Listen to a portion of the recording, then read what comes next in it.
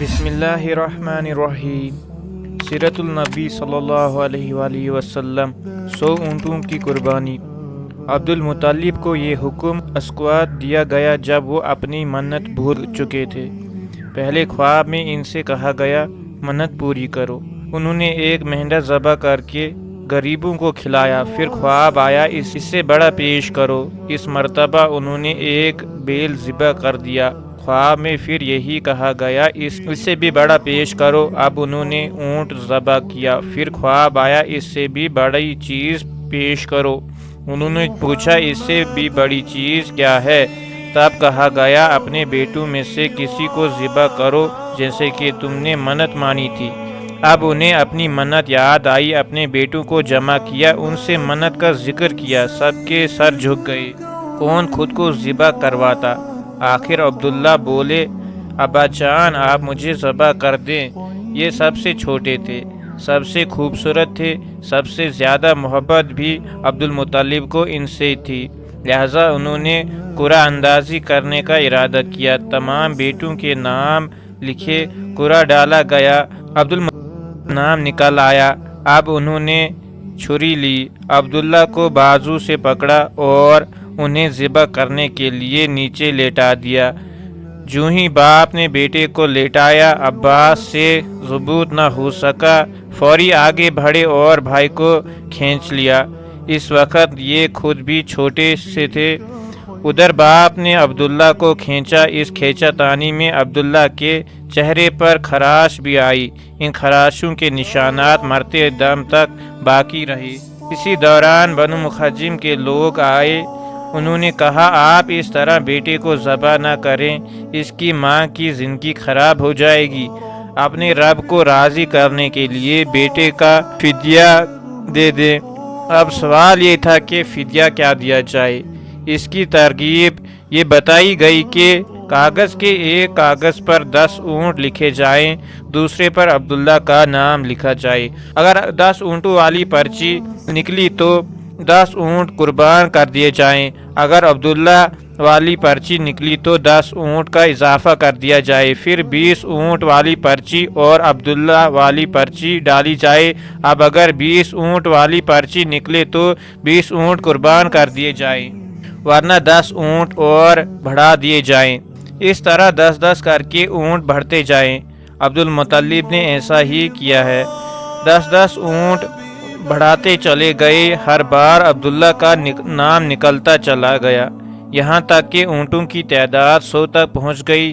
تب کہیں جا کر اونٹوں والی پرچی نکلی۔ اس طرح ان کی جان کے بدلے 100 اونٹ قربان کیے گئے۔ عبد المطلب کو اب پورا اطمینان ہو گیا کہ اللہ تعالیٰ نے عبداللہ کے بدلے 100 اونٹوں کی قربانی منظور کر لی ہے۔ انہوں نے کعبے کے پاس 100 اونٹ قربان کیے اور کسی کو کھانے سے نہ روکا۔ سب انسانوں، جانوروں اور پرندوں نے ان کو کھایا۔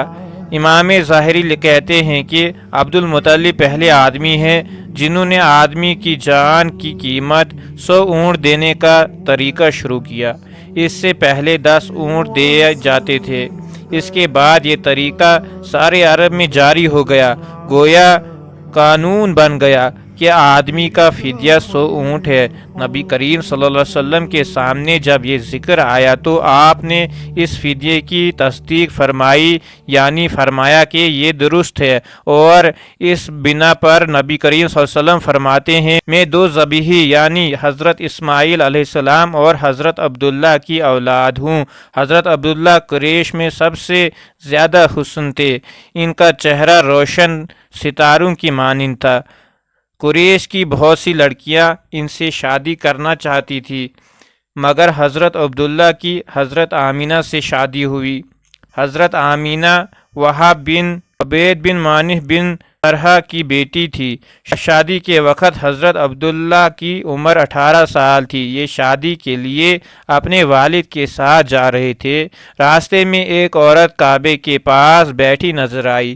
یہ عورت ورقہ بن نوفل کی بہن تھی۔ ورقہ بن نوفل قریش کے ایک بڑے عالم تھے۔ ورقہ بن نوفل سے ان کی بہن نے سن رکھا تھا کہ وقت کے آخری نبی کا ظاہر ہونے والے ہیں، اور ان نشانیوں میں سے ایک نشانی یہ ہوگی کہ ان کے والد کے چہرے میں نبوت کا نور چمکتا ہوگا۔ جو ہی اس نے عبداللہ کو دیکھا، فوری اس کے ذہن میں یہ بات آئی۔ اس نے سوچا ہو نہ ہو وہی شخص ہے جو پیدا ہونے والے نبی کے باپ ہوں گے۔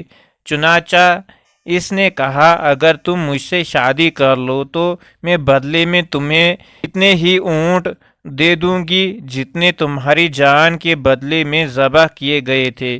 اس پر انہوں نے جواب دیا، میں اپنے باپ کے ساتھ ہوں، ان کی مرضی کے خلاف کچھ نہیں کر سکتا، نہ ان سے الگ ہو سکتا ہوں، اور میرے والد باعزت آدمی ہے، اپنی قوم کے سردار ہے۔ بہرحال ان کی شادی حضرت آمینہ سے ہو گئی۔ آپ قریش کی عورتوں میں نسب اور مقام کے اعتبار سے افضل تھی۔ حضرت آمینہ حضرت عبداللہ کے گھر آئی۔ آپ فرماتی ہیں، ماں بننے والی ہوئی تو میرے پاس ایک شخص آئے، یعنی ایک فرشتہ انسانی شکل میں آیا۔ اس وقت میں جاگنے اور سونے کے درمیان حالت میں تھی۔ اس نے مجھ سے کہا، کیا تمہیں معلوم ہے تم اس امت کی سردار اور نبی کی ماں بننے والی ہو؟ اس کے بعد وہ پھر اس وقت آیا جب نبی صلی اللہ علیہ وسلم پیدا ہونے والے تھے۔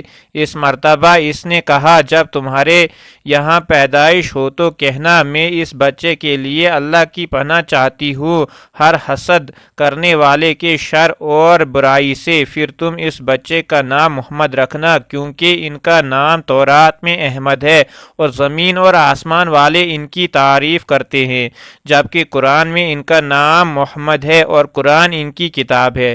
ایک روایت کے مطابق فرشتے نے ان سے یہ کہا، تم وقت کے سردار کی ماں بننے والی ہو۔ اس بچے کی نشانی یہ ہوگی کہ اس کے ساتھ ایک نور ظاہر ہوگا جس سے ملک شام اور بصرہ کے محلات بھر جائیں گے۔ جب وہ بچہ پیدا ہو جائے گا تو اس کا نام محمد رکھنا، کیونکہ تورات میں ان کا نام احمد ہے کہ آسمان اور زمین والے ان کی تعریف کرتے ہیں، اور انجیل میں ان کا نام احمد ہے کہ آسمان اور زمین والے ان کی تعریف کرتے ہیں، اور قرآن میں ان کا نام محمد ہے۔ حضرت عبداللہ کے چہرے میں جو نور چمکتا تھا، شادی کے بعد وہ حضرت آمینہ کے چہرے میں آ گیا۔ امام ظاہری فرماتے ہیں، حاکم نے یہ روایت بیان کی ہے اور اس کو صحیح فرما دیا ہے کہ صحابہ رضی اللہ تعالیٰ عنہ نے حضور نبی کریم صلی اللہ علیہ وسلم سے عرض کیا، اے اللہ کے رسول، ہمیں اپنے بارے میں کچھ بتائیں۔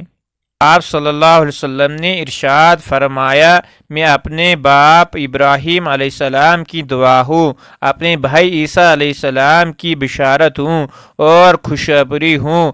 جب میں اپنی والدہ کے شگم میں آیا تو انہوں نے دیکھا گویا ان سے ایک نور ظاہر ہوا ہے جس سے ملک شام میں بصرہ کے محلات روشن ہو گئے۔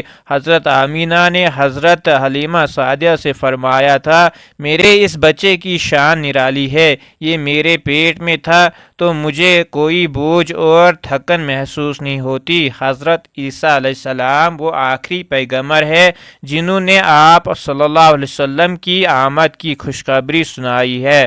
اس بشارت کا ذکر قرآن میں بھی ہے۔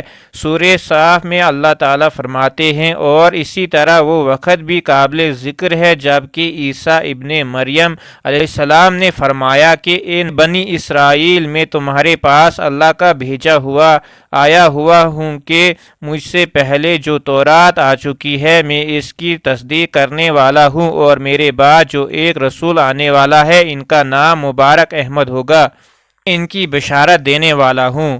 اب چونکہ حضرت عیسیٰ علیہ السلام یہ بشارت سنا چکے تھے، اس لیے ہر دور کے لوگ آپ صلی اللہ علیہ وسلم کی آمد کا بے چینی سے انتظار کر رہے تھے۔ ادھر آپ کی پیدائش سے پہلے ہی حضرت عبداللہ انتقال کر گئے۔ سبقہ کتاب میں آپ کی نبوت کی ایک علامت یہ بھی بتائی گئی ہے کہ آپ کے والد کا انتقال آپ کی ولادت سے پہلے ہو جائے گا۔ حضرت عبداللہ ایک تجارتی قافلے کے ساتھ تجارت کے لیے گئے تھے، اس دوران بیمار ہو گئے اور کمزور ہو کر واپس لوٹے۔